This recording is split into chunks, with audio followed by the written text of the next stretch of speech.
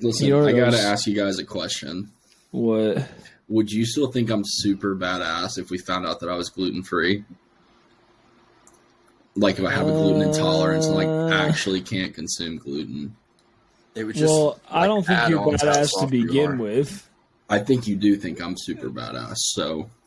I don't know. I mean, if you had a gluten intolerance, that would definitely make you more of a pussy. If you were just doing it for some like statement of solidarity, then that might be a little cooler. See, I feel like it's the reverse, actually. Like if it's a physical issue, then it's like, yeah, it's just kind of part of it. You're telling me your tum can't handle gluten? Like, that's way, way more pussy.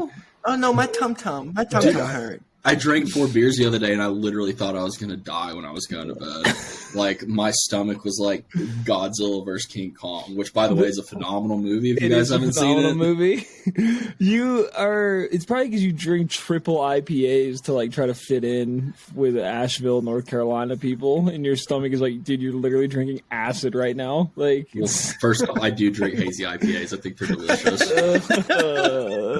Second off, it's only alleged that I live in Asheville, North Carolina. That's not 100% proven. Oh, yeah, right. Sure. Trey literally moves to Asheville, develops a gluten intolerance. Word. Yeah.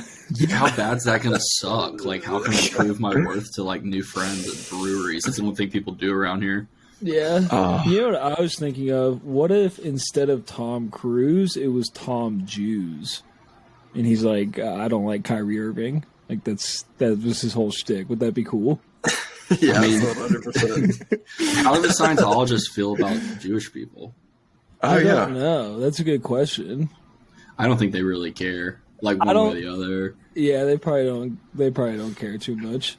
Yeah, I don't know. I started watching War of the Worlds, and I wasn't really paying attention to it. So then I was just thinking of different versions of Tom Cruise, and was thinking of how he would look in those different scenarios. Like Tom Booze was one, obviously drunk Tom Cruise. Right. Tom News was one, and then that's like a newscaster. Him. Yeah, that's him. But he's just knockoff Tucker Carlson. So he just does all the stuff that Tucker Carlson does. So I ran through those for probably about 20 minutes, and then realized I had lost the plot of the movie, and turned it off. Well, did Dakota Fanning, like, whatever happened to her? She I was don't in, like, know. Everything when she was, like, 9 years old, and then she just fell off the face of the earth. Yeah, I think her last big thing was... War of the Worlds. No, Twilight. Oh, yeah, she's, like, in the... Yeah, she's, like, one Moriarty of the main characters. or whatever. Okay, before we get into this, I just want to touch on some current events real quick that you guys have definitely not heard of, because you're too old to be in touch with, like, the Twitch sphere. Okay, but a Twitch streamer recently got caught masturbating to deep fake pictures of other Twitch streamers that are like literally people that are like his friends that he works with essentially. And his stream to come out and like apologize for it, because what happened was he was streaming on his computer and he like alt tabbed, and in the tabs you could see he had the porn literally up in the background. And so he got on camera and was like issuing an apology, and it was just him like crying, and then his wife in the background like kind of blurred out because the camera was focused just on him. And she was also crying, like handing him tissues and shit. And he basically had to explain that like he was watching porn. The story's really convoluted. He was watching porn, and then an ad popped up. Allegedly, he clicked on the ad, which, like, who the fuck does that? And then, like, people did some digging. They're like, wait a second, you have to pay for this website. Like, it's not just... It's people not did just some digging. Yeah. Someone's like, hey, you got that link? So they found out that he actually paid for it, so the plot thickened, and he had to be like... Well, originally I wasn't on there for that and just stumbled upon it. But I just wanted to say, like, deepfake technology has gotten so deep now that if I ever wanted to masturbate to you guys, not that I would, but apparently the technology is good enough to do that now. Isn't that interesting? Honestly, this is making me question my friendship with y'all and just other people in general. Like, we should be jerking off to deep fakes of each other. Yeah, it's just Trey's deep fake face on this like jack dude with a huge black cock. That's the only way to strengthen your friendship with your co-hosts. Christian's acting like he hasn't heard of this before, but he 1000% has. He's like deep fake Blake Lively, but fatter. It's currently bankrupted. Okay, ladies and gentlemen, all right, what a way to start. Back. We're your hosts, Blake, Christian, and Trey, and this is Totally Biased Music. And today, we are reviewing "Let's Start Here" by young Lil Yachty, album that just dropped. And if you give me a second, because I was not prepared, I will pull up an Apple Music intro for you.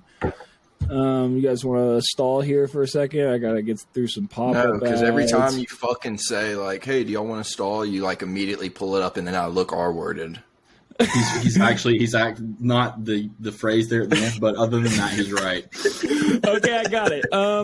So the first song on Lil Yachty's "Let's Start Here" is nearly 7 minutes long and features breathy singing from Yachty, a freewheeling guitar solo, and mostly instrumental second half that calls to mind TV depictions of astral projection. Quote, "The Black Seminole is an extremely fulfilling listen, but is this the same guy who just a few months earlier delivered the beautifully off-kilter and insanely viral Poland?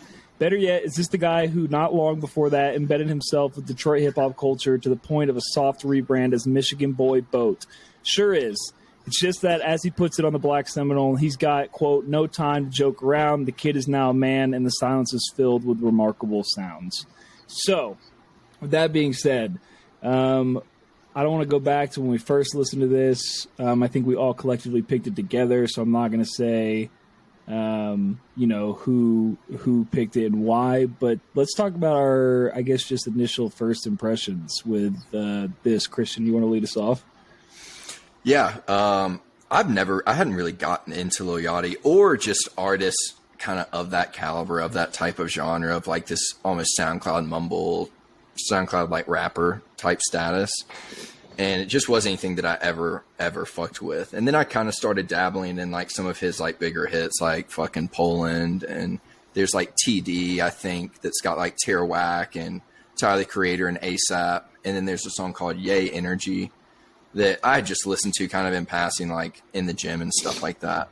I know that he had dabbled in this a hair because he had that song with Tame Impala, right? It's called Breathe Deeper or something, and I fucking hated it. But it was almost like he was kind of fucking dipping his toes in the water of getting into this type of genre and doing something pretty revolutionary, pretty different, especially for his style of music that he usually puts out. From the second that I put this on for Black Seminole, I had fucking chills. That song is just an absolute great intro to this fucking album. There are things I like, there are things I didn't like, but all in all, when it was all said and done, every time I played this, it got better to me. And regardless of what anybody's opinion on it is, I think it's going to go down as an album that significantly changes what rap artists and what rap musicians, or just musicians in general, put out in terms of like diversifying their sound, which I think is pretty cool. Because there's like a lot of hip hop artists that have dabbled in the indie and the psy-rock and all that kind of stuff, and it just hasn't hit. It's been these like kind of hit and miss for me. Yeah. And this, I think, was something that was truly, truly great. Like his vision throughout it is seen. Yeah, for sure. Trey, what did you think? Initial thoughts? Yeah, absolutely. So I had a friend of mine who has interesting taste in music. Logic, he thinks, is the best rapper of all time. Okay. But sometimes he hits. Sometimes this friend hits. He'll remain nameless. And he texts me like 1 a.m. He was like, "Yo, have you heard this new Lil Yachty album?" And I was like, "Okay, man, like, fuck off." I just woke up to pee, went back to sleep. And then I woke up in the morning and I saw the post from the guy Questlove. Questlove, thank you. I saw the post from Questlove on Facebook that was like talking how great this album was, and I was like, all right, I'll take a listen. And the first song, Black Seminole, which we'll get back to that track specifically later, but the first song I was like, what is this? And throughout the album, that same idea of like, what is this, kind of just kept coming back around. And I pulled up a review from this thing called Sputnik Music, which we'll get into a little bit later as well, because it's a really cool review. But he had like a quote. It's like, if the albums you love are loved because you get tangled in the weeds with them, be absolutely baffled by them, and come out wondering what the hell you liked about them, time to go in for another spin to find out, then hop on this ride and keep those damn questions to yourself. So I think that kind of just talks about just like the complexity is almost too heavy-handed of a word. Like, I don't think he's doing anything necessarily like revolutionary sound-wise. And I also think, he doesn't have a single writing credit on this album. But I looked at a couple of his other records, and that's kind of the case in general. It doesn't really seem like he writes his own music. It seems like he's more either like a face for the production of it, or just kind of maybe like the thought leader of like the project. But I think there's a lot to dive into with this record. I think a lot of the songs work really well, and I think they're really cool. It reminds me a lot of Kid Cudi, and some of like the weird stuff that Kid Cudi would do that would work and wouldn't necessarily work, like Wizard, for example. There's some tracks on Wizard that I really, really like, and there's some tracks on Wizard that are just absolute dog shit. And I don't think this album has like a dog shit song on it, though. There's some that I think kind of don't really hit, and his like vocals don't really match with the production. But for the most part, I think it works really, really well. There's some really cool musical nods in this album that I'll talk about later too. And just overall, just a really, really unique record that I really enjoyed. Yeah, I think I agree with a lot of that. Jalen had texted me and basically asked me if I had listened to it and told me that it reminded him a lot of A$AP Rocky and kind of his genre of music and his type of rap music, I guess, for lack of a better term, for this album. But yeah, I was not expecting this because I have listened to Lil Yachty before, Lil Boat.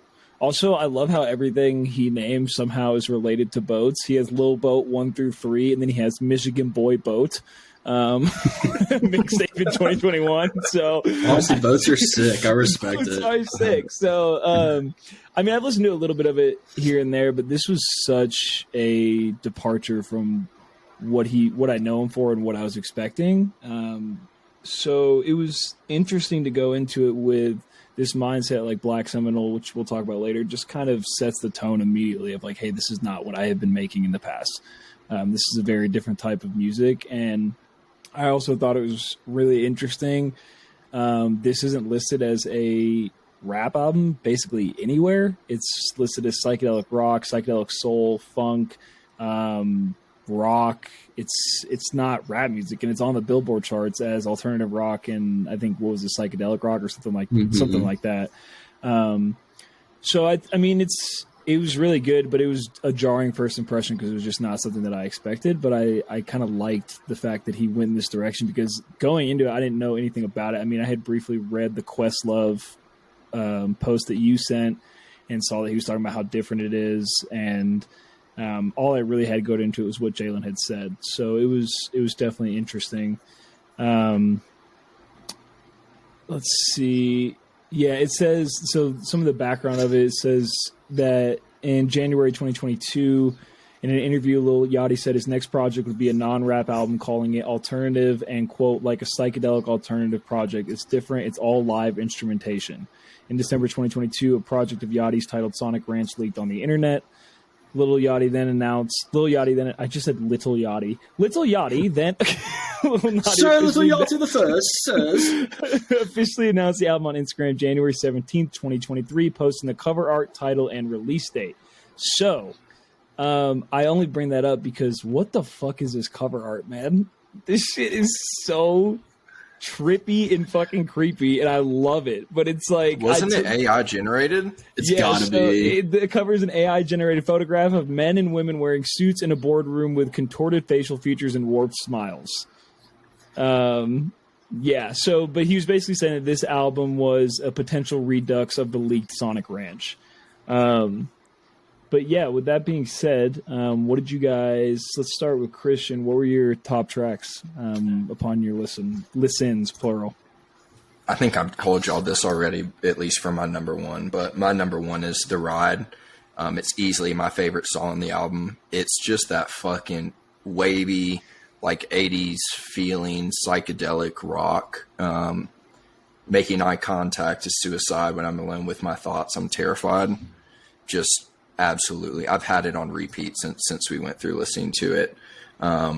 Number two is Running Out of Time. The horns and the fucking bass line on that goddamn song are insane. Like, it's just phenomenal. Like, Watch It Girl, Don't Ever Tell Me Lies is what he drops right into. I'm just like, fucking hell.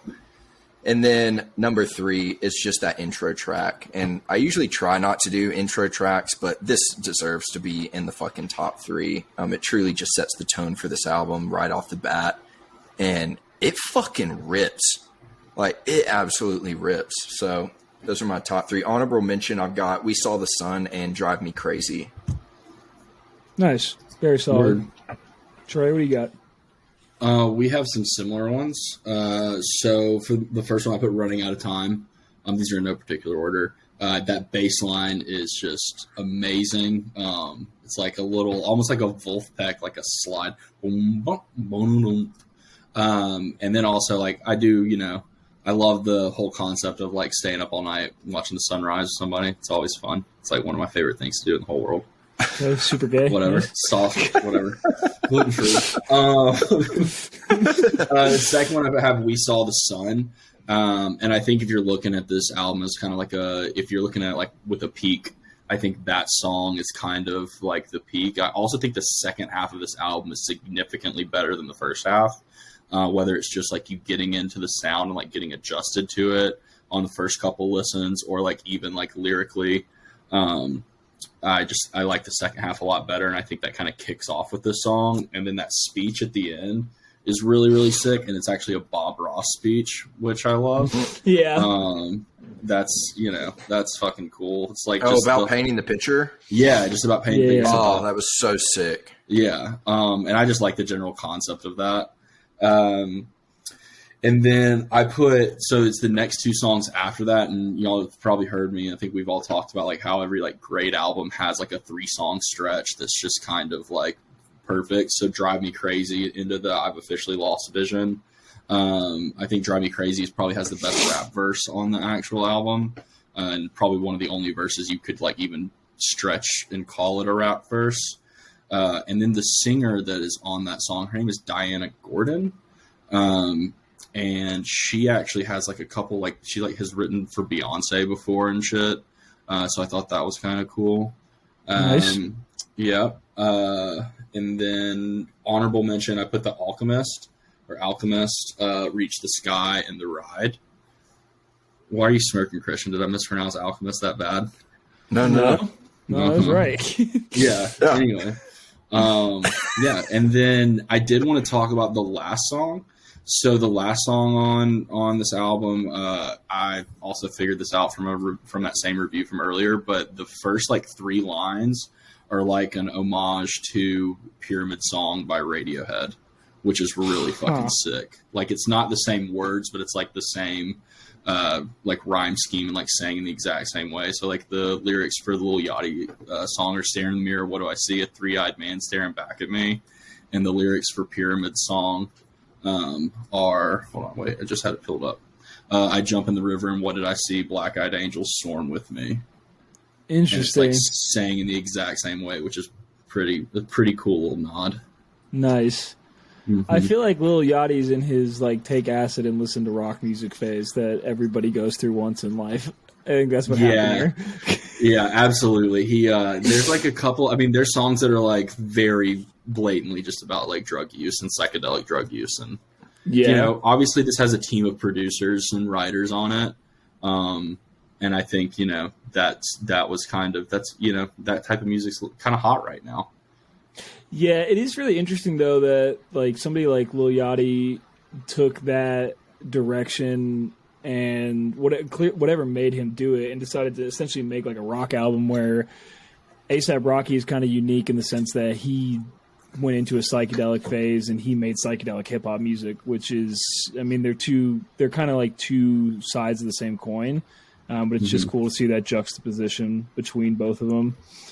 I think the weirdest for this was like, not to cut you off, but just like, I feel like looking at like Mac or Childish or artists who develop their sound in such a way where it's like in this trajectory and then it ends in this culmination of something that's very beautifully put together, where this was like, I'm kind of curious like how that just comes about for an artist who's never done anything like this. I mean, other than that one fucking shitty Tame Impala song, but as far as like the trajectory of his sound, it hadn't moved in that direction. So it's like, usually it's like, you know, this kind of arc that takes you to that end type of album. And this just seemed out of fucking left field for him, which I think I love so much more. Because you can't go back to any of his shit and be like, oh, like I can see where he's going. Yeah, it was very, very fucking out of left field compared to what he normally like writes and makes, which I think is really fucking cool.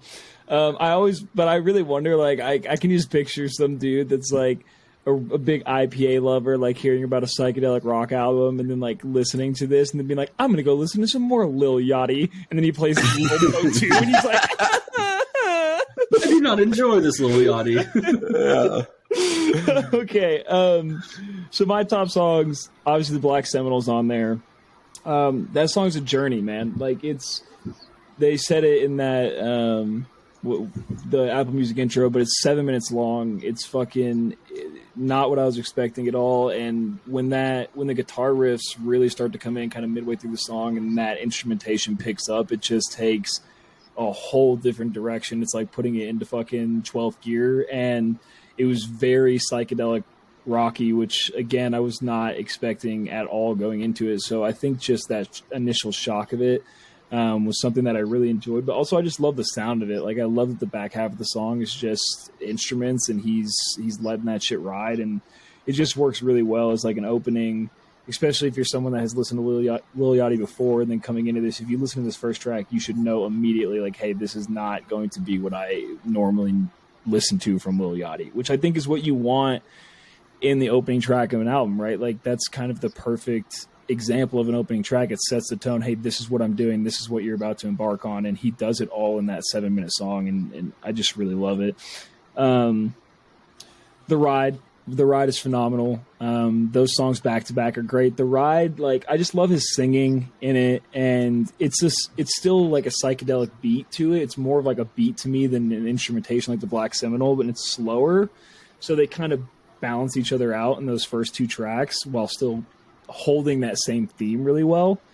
And yeah, like Christian said, I've been listening to it a lot, and my favorite song on the whole album is I've Officially Lost Vision, because that is by far the fucking hardest song. That doesn't sound like a psychedelic rock song to me. That sounds like a hard rock song. Like at the very beginning when it's like the drums are hitting really hard and it's super fast paced and super high energy, and that I think is, obviously we've talked about this a lot, but I just love music like that. Like I love heavy shit like that, and that's to me the heaviest song on this album, at least instrumentation wise. So that's got to be my favorite one. And then honorable mention, I had Paint the Sky. And with that, I was kind of wanted to agree with you, Trey. I think the back half of this album, I don't know what it is, I enjoy the back half a lot more than I enjoy the first half, in the sense that I think it's more like it's almost like a happier feeling and a happier energy towards the end of this record. Like it gets more upbeat and it's kind of more positive and just more energetic in a certain way that the first half of the album doesn't have. So I really like kind of that ending stretch of it. And Reach the Sunrise, I don't have strong feelings about it either way, but apart from that, I think it just the ending of this album is really nice. So that's kind of where I'm at with it. Yeah, I agree. You know, a lot of times when people have this type of sound, the lyrics kind of tend to be a little more like almost like introspective and like kind of sad and shit. And this, towards the back half of the record, like very much is like positive. It's almost like it's like taiko, like new wavy type, like those type of instruments. And then the lyrics kind of match with that type of, you know, I don't know. It's Right. kind of nice to listen to something a little positive, especially in these dark, cold months. Yeah, I you know? mean, I don't know if you guys knew, but like America bad, you know. So Oh, it's I just tough. meant physically it's cold outside. Okay. Yeah, America bad though. America very bad. Yeah, America very I bad. mean, that Yeah. much we know. Yeah, that much we know. I mean, after Dark Brandon shot down those 2 Chinese people hot air ballooning across the country, I knew we were in. I knew we were in for it. You know, Can we call him Darth Brandon Darth instead? yeah, I'm definitely down with that. Yeah, cool. Okay, Christian, what do you have for bottom tracks? All right, number 1 is Pretty. Any song that starts with "Bust That Pussy Open for Me" is gonna end up in the bottom. I'm sorry, I can't do. You've never shit asked like anyone to do that for you? that. Yeah. Hey, excuse me, ma'am. Would you mind busting open that pussy for me? Mace, cops call, Mace. kicks in the shin. Yeah, lyrically, it just like didn't do it for me. Like the sound almost was like a little bit of reverted back to. It reminded me of his older stuff, so it like deviated a little bit from this album, at least just like for my own taste. I've officially lost my vision as number 2 on my bottom because I think it did the same. It did go super hard. Like I enjoyed the track. But I think it deviated a little bit, just like it was a fucking rock song. And so it pulled me away from the album just a little bit. But the girl at the end of that song, who'd you say that was, Trey? Diana Gordon. Fucking phenomenal. Awesome. Like the end of that is just gorgeous. And then The Alchemist. There's just a hair all over the place. And these tracks like aren't even bottom tracks to me. I really don't think there's a bad song in this album. So Nice. Word, Trey. My bottom 3, the first one I have is The Zone. I just think like while he does like kind of the off kilter vocals like throughout the album, I think this one just doesn't really hit, and like it just doesn't really work for the most of the song. And then even though I did give it honorable mention, The Alchemist, the first half of it is like not very good. I like the second half a lot, and once it gets into that kind of like beat switch, I think it's really, really tight. And like if it was that by itself, it might be one of the better songs on the album. But the first half's kind of not super great, and y'all are going to be surprised by this. But the more I listen to it, the Black Seminole like isn't as good as the rest of the album. It just introduces you to the sound. I know, like I know it's a little. What? It's not. Yeah, I mean, I didn't have very many bottom songs, but like if I didn't listen, if that wasn't the opening track, and if it was anywhere else in the album, I probably would put it as a bottom song. Interesting. You're an interesting guy. You know. I know. But I respect it's like any song that's longer than like 5 or 6 minutes and becomes like an actual jam song. Trey's like, oh, it's not like Trey Anastasio singing about fucking buttholes and balloons and ripping guitar strings for 35 minutes. Like, I sent I'm y'all out. the fucking album with that 18-minute intro song by That is not Trey true. Anastasio last week. he did do that. He did kind of get you there. Thank you. Yeah, but what you were saying about there were a few tracks where if I listen to it how I listen to music when it's not for this podcast, and I'm like, if I'm not 30 seconds in and like hooked, I'm like, all right, to the next. Mm-hmm. But a lot of these, like even songs that I didn't like the beginning of, like The Alchemist, for example, or I Officially Lost My Vision, like they developed so much and they changed so much in the second half that they're fucking awesome. Yeah, I mean, and I don't think The Black Symbol is a bad song. It's just kind of towards the bottom of the album. He's starting to understand, Christian. He's starting to understand the concept. Fuck of this off. part Like, what of are your the bottom songs? Hey, also, I haven't been able to get, like, the idea of, like, Darth Brandon with, like, a rainbow lightsaber, like, just murdering little brown children over in, like, Afghanistan. No, you know what I think of every time I think of Darth Brandon Darth Brandon is this picture. Wait, hang on. It's the picture from it's the picture from when he gave the address. I think he's speaking tonight. This is fucking Darth Brandon right here, dude. He looks like a total Sith Lord in this. Also, what about this picture? Malarkey will not go unchecked, Jack. It's the glowing red eyes. That's amazing. Okay, sorry for that. I will use social issues to further American imperialism. It's a pretty heady background you have there, Blake. Thanks, bro. I'm heady as fuck. Okay, so my bottom tracks are Failure, which I feel like is a cop-out because Failure is not really a song.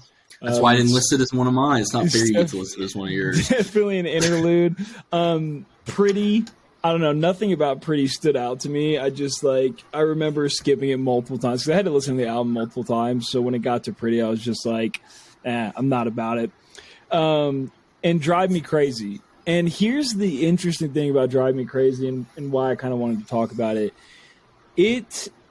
This album, when I first listened to it, there were a lot of these songs were kind of flip-flopped. Like, sorry, I'm still thinking about Darth Brandon. That's all I can think about. So, like, Drive Me Crazy, when I first listened to it, I loved Drive Me Crazy. And I listened to it, like, repeatedly. And then as I listened to the whole album, I don't know, it kind of just, like, I really don't like her vocals in this song. I like his part. I just don't like hers. And I think it kind of ruins the song for me. So it ended up just later on, as I listened to more of it, just kind of falling to the bottom of it. Just is what it is. I mean, it's still a good song, especially when he comes into it. But yeah, as a whole, not really for me. So those are my bottom three. I feel like those are all respectable opinions. With that being said, I want to just talk about some of these articles real quick. I know I sent it to you guys, and we obviously have to talk about the fucking Pitchfork article. Why do we have to talk about it? But the Rolling Stone article was with Let's Start Here, Lil Yachty emerges as music's boldest creative director. And so in the opening paragraph, they're kind of talking about how he went popular in Poland and how he's kind of like a TikTok Gen Z type of rapper. And then they talk about Failure. And they say, and yet on Failure, an early interlude from his left turn of a new album, Let's Start Here, he says that he's, quote, seen Failure a few times more recently than before, actually. The song is a spoken word reprieve that offers something of an explanation for what you're hearing. Let's Start Here is positioned as a grand reset, an offering of artistic integrity from a musician introduced to the world as the mainstream star of the SoundCloud generation. Except there's been a subtle force of brilliance lurking beneath Yachty's earnest, tracely flow, an emotive efficiency in his voice's refusal to obscure. Yachty's instincts would draw him into an expansive soundscape of experimental jazz and psychedelic rock. Quote, I met Andrew from MGMT and I've been talking to a bunch of people. I met Kevin Parker. It's just inspiring, he told Rolling Stone 2 years ago. What I'm trying to do on my next album, I'm trying to really take it there sonically. It says, cast in this new light, the quality that once made it hard for detractors to take him seriously has become Lil Yachty's greatest strength. And I just wanted to bring it up because I think I like that they essentially call it like a new beginning for him. Like they don't offer it up as a way for him to kind of take a cop out or to experiment with something. They pitch it as like this is kind of the direction he wants to go, and he's always had this artistic ability to him. It was just interesting to me that they had that take on it, and I'm interested to see how the album is received, and two, if he continues to make music in this direction. What do you guys think? Do you think he's going to go right back to what he was doing before and being a SoundCloud rapper? Or do you think this is like a newfound direction for him? I wouldn't say it's a newfound direction. I think that it is just the direction where he's going right now. Where, like, I think in the future he's going to start to explore different genres and different types of sound based off of the reception that this is getting. And it's like, this didn't come from some sort of, like I was saying earlier, trajectory of his sound. It was just kind of out of fucking left field. So I think the next things that he starts to do is going to be exploring other genres of music. Definitely. Yeah, I can see him. The problem is, like, cynically, I think that there's definitely a bit of him going into, you know, a room with his record label. I mean, like, I want to make a psychedelic rock album, make that happen for me, and I want to sing on it. And that's kind of what happened. Whereas you have someone like, and Blake, I know you're going to scoff at this, but like Tyler the Creator and Igor, which is a phenomenal album. And, you know, Tyler like writes, produces, performs all of that, where he has kind of the musical capability to be able to go in any direction that he wants. And Igor's kind of like a one-off album for Tyler. And then he kind of went back to rapping, right? And I could see Lil Yachty probably just maybe going back to rapping or maybe kind of continuing down an exploratory path. I do think this album only works for him once. I don't think that I don't think he could like just keep making psych rock music and it'd be like good or cool. Like there's half of the value of this album is the shock value of like, holy shit, that guy Lil Yachty that I've been making fun of, that I saw a video where he's like talks shit about every like, you know, like didn't Lil Yachty say like he didn't know who Tupac was or something or some weird shit like that? I don't remember. Like, yeah, it's like some like, you know, top 5 rapper of all time. He's basically, I don't give a fuck about rappers that came before me, and like a bunch of people had a problem with it, but you know what I mean. And like you hear that first song, and you're like, oh shit, this is actually good. This isn't complete mumble rap bullshit. Yeah. So I don't know if that happens for him again, but it doesn't take anything away from the piece of music. Yeah, that's definitely fair. Pitchfuck gave it a 6, and they said, despite its intriguing concept, Lil Yachty's voyage into soul and psych rock runs aground. It says, at a surprise listening event last Thursday, Lil Yachty introduced his new album, Let's Start Here, an unexpected pivot with a few words every rap fan will find familiar. Quote, I really want to be taken seriously as an artist, not just some SoundCloud rapper or some mumble rapper. This is the speech rappers are obligated to give when it comes time for the drum loop to take a backseat to guitars, for the rapping to be muted in favor of singing, for the ad-libs to give it up to the background singers, and for a brigade of white producers with plague-lined walls to be invited into the fold.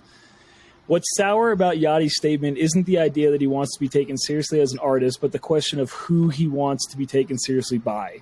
When Yachty first got on, a certain corner of rap fandom saw his marble mouth enunciation and unwillingness to drool over hip-hop history, so you're right, as symbols of what was ruining the genre they claimed to love. A few artists more beholden to tradition did some finger-wagging, but that was years ago, and by now they found new targets. These days, Yachty's respected just fine within rap. If he weren't, his year-long rebirth in the Michigan rap scene, which resulted in the good, not great Michigan boy boat, would have been viewed solely as a cynical attempt to boost his rap bona fides. His immersion there felt earnest, though, like he was proving to himself that he could hang.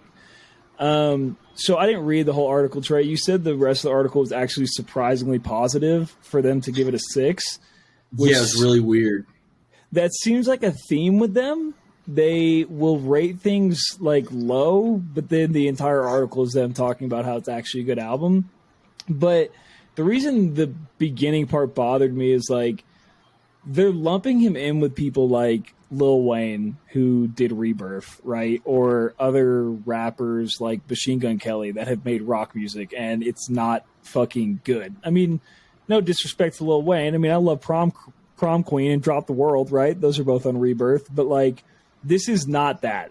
This is a good fucking album, and it's weird to me that they decided to lump him in with this, but maybe, I don't know, they view it as that same type of departure. But this shit is better than that, right? Like, we can't lump those two into the same, or those three into the same category. Yeah, no, absolutely not. Especially Rebirth, I think is fucking awful. Prom Queen's not good either.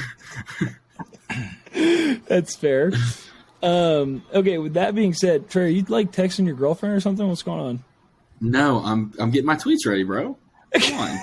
I'm focused. I'm here. With that being said, what do you guys rate it? Christian, you can go first. I'm going to give this a 7.5. 7.5. Okay. Very fair. Very fair. I'm gonna give it, and you know, I'll probably change this rating in the future, but you know, I'm really enjoying this. I'm listening to it like every day. I'm gonna give it a 9. Really? Yeah, I think it's really really fun. It's interesting. I think it's, I like I said, I'm sure it'll go down once kind of the newness of it wears off. Probably land at like a solid 7.5, but. Yeah, I'm gonna give it a 9. I haven't listened to a new album and like listened to it this many times in a very long time. Interesting. Okay, because when you texted us earlier, and you're like, Christian was like, "This album gets better every time I listen to it," and Trey just hit you with the interesting. That's all he said. Yeah. I mean, like it's interesting, not the Darth Brandon. Interesting.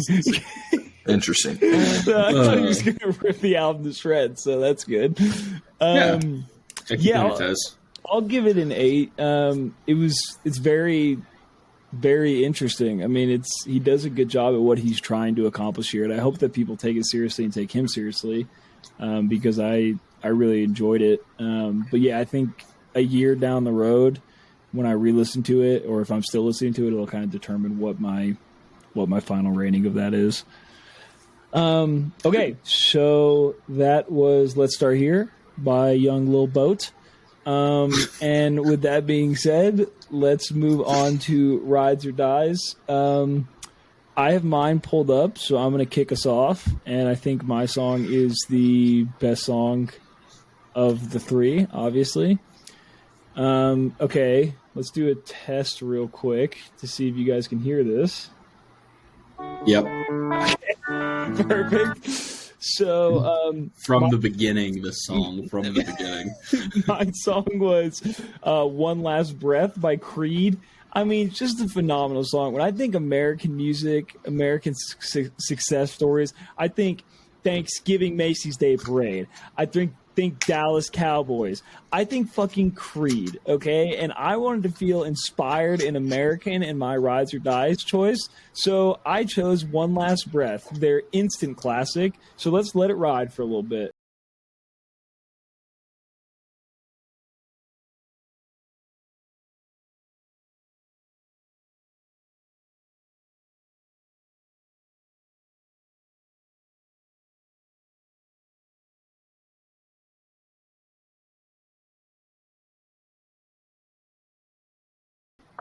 Not ironically, not like, like Creed sucks, let's pretend that they're good sometimes. This is a good fucking song. This is a great song even.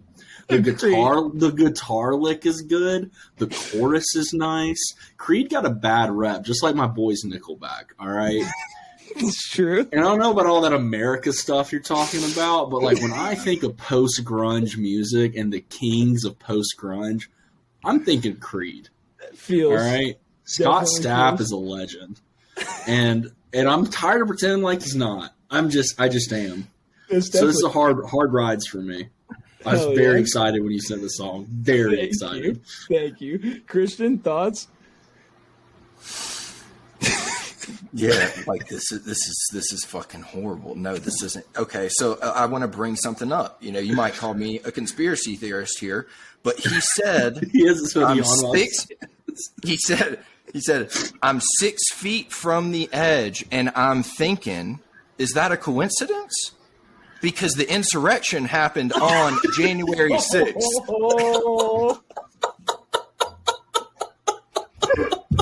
I don't know, man. I don't know. He's not wrong. This is definitely Insurrectionist music. It's definitely Insurrection music. I've never seen Creed and the January 6th Insurrection in the same room at the same time. I think they might actually play the halftime show of the January 6th Insurrection. There's just some fat MAGA guy getting tased in the background. Hold it on! I'm 6 feet from the edge. In 2045, in 2045, there's gonna be a Darth Brandon versus Creed like movie. Yes. So you're giving it a dies? Dies, yeah. All right, whatever. Fuck you, Christian. What is your song? I don't even know how to pronounce this artist's name. If y'all do, that'd be tight. Black Swim. But Black Swim. So I've been listening to like Reason. I don't know if that's accurate. Oh, Reason and a bunch of like Isaiah Rashad, as I'm always kind of listening to, and went to Reason's just like radio and came across this artist and this song called Gristle. And I mean, clickety clack clack. That song made me snap my back. What was that? Hoodie Up Christian is a whole different guy. Dangerous. Shut it down. Shut the fuck down. Take the hoodie off. Maybe it was supposed to be Black Sam. All right, let's play it. Hold on, play it for 58 seconds forward. All right. Young Anubis, thumbs covered in bruises, investigating the jeweler. My neck can tell if he Judas. In Broward County, I'm rooted. When I go home, it's a movie. Got two Medusas on me, turn my pole to stone and wrap around it. It look like Caduceus. The choker fit like a noose, and I need a loosen. The satisfaction elusive, so I'm never complacent. Very nice. Also, Broward County is where I'm from in South Florida. Word up. What up, Broward County fam? Let's go. Dang. I actually remembered that. Yeah, this song fucking rides. You sent it to me the other day, I think, like, I don't know what, earlier this week before we did Rides or Dies, and I fucking let that shit ride, and I love it. So it's right up my alley. Very good pick. I like it. Rides. Wait, hold on. He sent it to you like in a separate text message, like just to you? Oh God, Here we go. Yeah, but he also sent it to no. He also sent it to me in a separate text message. Why wouldn't you just send it to our group message? Yeah, well, because that's really weird behavior. That is a little weird. No. He's trying to backpedal. Wait. No, the way that y'all interact in the group setting is very January 6th insurrection. It's a group mentality, and you start to group up on people. I don't like it. So if I want to share something with you that I want your individual opinions on, I just go the route of the separate chat. That is still interesting behavior. I understand what you're saying, and I don't disagree with it. But it's almost like you're like our dad, who's like taking us to ice cream like separately and telling us we're your favorite kids. Yeah, it is a lot like that. Is that kind of how I'm feeling? Okay, cool. I feel special when Christian sends me a song. I felt special. I'm like, oh, like he knows we're gonna connect over this, and now I'm fucking finding out that he's sending it to you too. It's like, who else is he sending it to? It's like when he has gone on like 3 dates with 2 separate women, and he gets them roses for Valentine's Day, like both of them, and then one of them finds out and is like, wait a second. Wait a second. Okay. I will send it in the group chat. I'm sorry. No, I like feeling special, even if it is a lie. Yeah. Okay, cool. Trey, what you think? I think this song is fucking amazing. It is a hard rides for me. I think that line about being back in Broward County and his pee-pee getting hard is pretty cool. Hell yeah, it's so much more fun to call it that. It's so much more fun to call it. Really is. All right, Trey, what do you got? All right, so I got a song from a guy who we've actually had a Ride or Dies on here before, named Thought Process, who's kind of in that like electro hip hop type side of bass music that I particularly enjoy. The song I sent is off his newest EP, Always in Changing Form, and it's really good. This guy's he's hot right now, as they like to say. And I sent a song called Cocoon, which Blake, I thought you would like more because it kind of has like a housey type beat to it. So if you want to click about that far in and run it.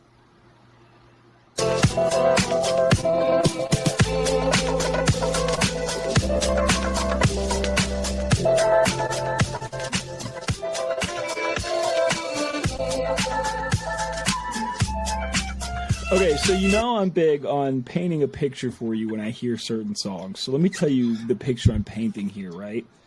You've been at Bonnaroo for 5 days now. You got there on Tuesday, okay, because you're working the festival, okay? And they have opened up new areas around the festival, if you guys haven't been to Bonnaroo recently, where you can go outside of Centeroo and deep into the woods, into the jungle, based on your song, hashtag unlock the other side. Unlock the other side.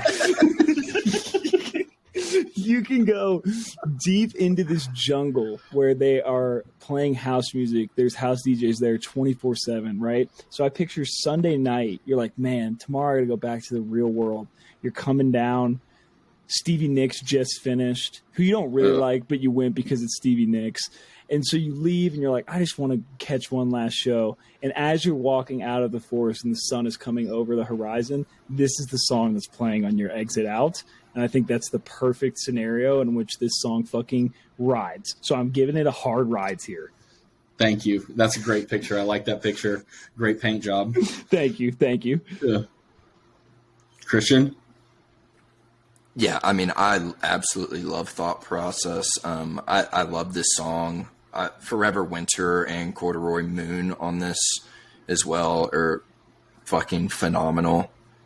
It's a big time ride, Daddy. Sweet. Nice. Fuck yeah. Yeah, this whole EP is really good. It's kind of next level. So people should check it out. If you're listening to this podcast, you should also listen to this EP. Hell Shameless yeah. plug for the boy. Okay, before we go to our favorite segment, I have to show you this because I just saw this clip before we started. So it doesn't show the intro to it, but this is Brian saying you two get along worse than Moms and Radiohead, and this is the clip. Oh, no. No. This isn't music. No, I don't like this, David. No, that's enough. No, David, I don't like that. No. So I saw that and immediately thought of you. So with that being said, ladies and gentlemen, it is time for all of our favorite segment. And I know Trey's going to bring the A game, and I'm not going to fuck up the intro this time. So, ladies and gentlemen. Welcome to Trey's specific penis-focused terrible Twitter takes. Since it's Valentine's Day, my name is Trey, and I will be your guy with a penis today. All right. Thank you.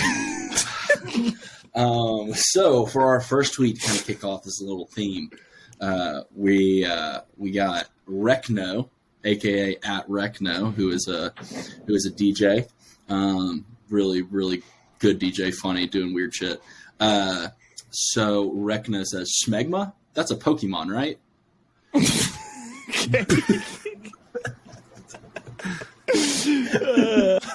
Very nice. Okay. I think Smegma's a really funny word in any context. That's why you wanted it. That's why you wanted it.